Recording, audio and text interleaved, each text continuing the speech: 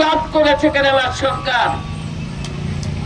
কেরালার বাম গণতান্ত্রিক সরকার বলেছেন না, আমরা পারবো না এই মূল্য বৃদ্ধি করতে, আমাদের যা ক্ষমতা আছে তার মধ্যে দাঁড়িয়েই আমরা নির্ধারণ করব, আমাদের রাজ্য সরকার, রাজ্য মন্ত্রিসভা নির্ধারণ করবে রাজ্যে গ্যাসের দাম কি হবে। কিন্তু কেন বলছে অফুরন্ত তেল ভান্ডার আমাদের রয়েছে, আমরা আমাদের তেলের কোনো ঘাটতি নেই, আমাদের গ্যাসের কোনো ঘাটতি নেই, ত্রিপুরা গ্যাস উৎপাদন হচ্ছে বেশি, সাপ্লাই দেওয়ার মতো ক্ষমতা আছে, তাহলে গরিব জনগণের উপরে এক ধাপে এত মূল্য বৃদ্ধি কেন?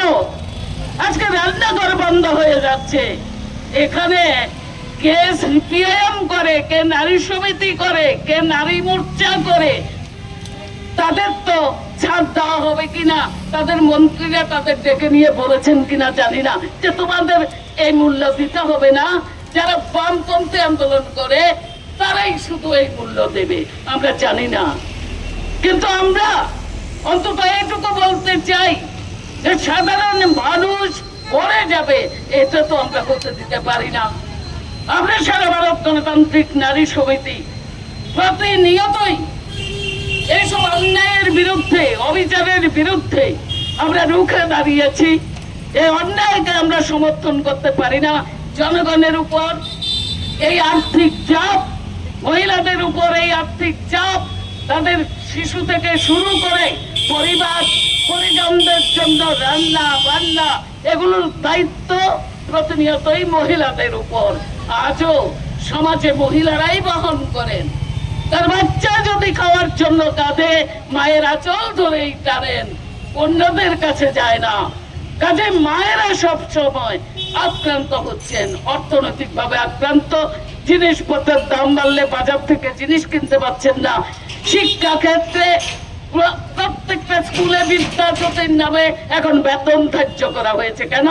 সরকারের ক্ষমতা নেই, সব তো তৈরি করে দিয়েছে বামফ্রন্ট, স্কুল তৈরি করে দিয়েছে, বিল্ডিং তৈরি করে দিয়েছে, শিক্ষা চালু করেছে, শিক্ষক নিয়োগ করেছে, শুধু চালিয়ে রাখার ক্ষমতা নেই। মুখে মুখে বড় বড় কথা বিজেপি সরকারের। যে পতাকা আমরা প্রথমে উত্তোলন করেছি এবং আমাদের রাজ্য সহ গোটা দেশ আমাদের সংগঠনের ৪৬তম প্রতিষ্ঠা দিবস প্রতিপালন করছে। আমরা জানি ১৯৮১ সালে তৎকালীন মাদ্রাজ, বর্তমানে চেন্নাই, এই শহরে আমাদের সর্বভারতীয় প্রথম সম্মেলন অনুষ্ঠিত হয়েছিল। কেরালার আমাদের দেশের সর্বভারতীয় নারী নেত্রী, শ্রমজীবী মানুষের আন্দোলনের প্রধান সারির নেত্রী কমরেড সুশীলা গোপালন, তিনি হয়েছিলেন সম্পাদিকা। মঞ্জুরি গুপ্তা, ব্রিটিশ সাম্রাজ্যবাদের কথা শুনেছি, আমরা দেখেছি। হিটলারকেও আমরা ইতিহাস জানি, হিটলারকেও দেখেছি, ইতালির মুসোলিনিকেও আমরা জানি।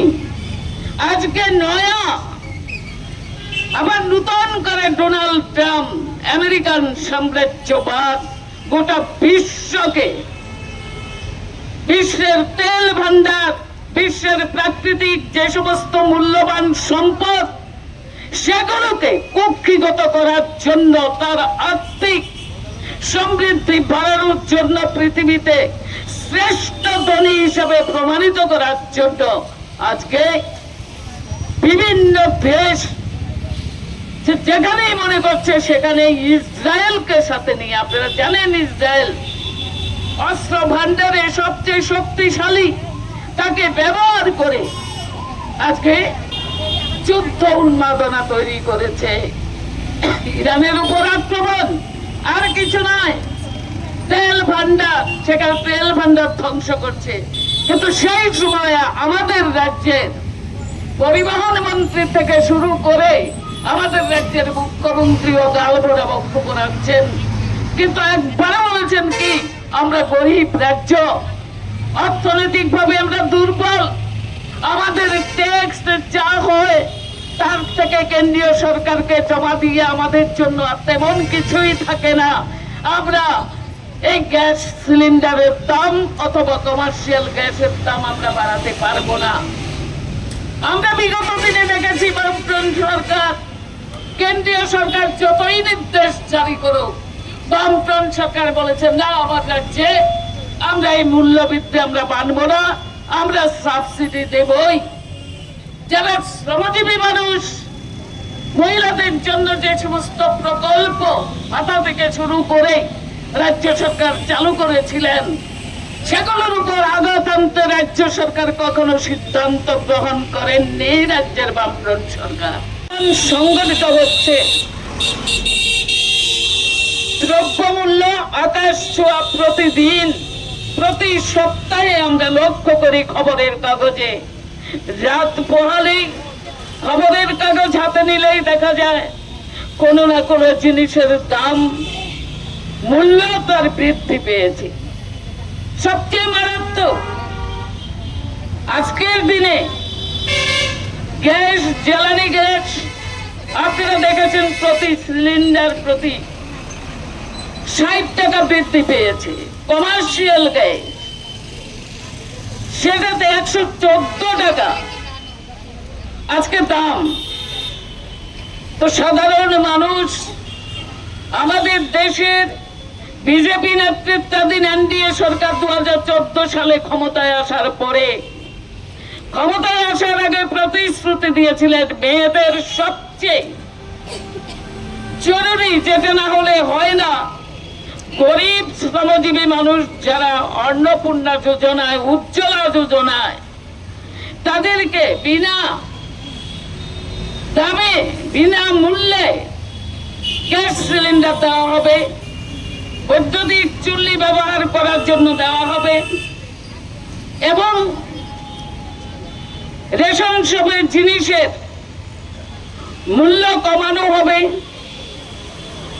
মেয়েদের জন্য বিশেষ বিশেষ প্রকল্প ঘোষণা করে তাদের আর্থিক সুযোগ তৈরি করা হবে।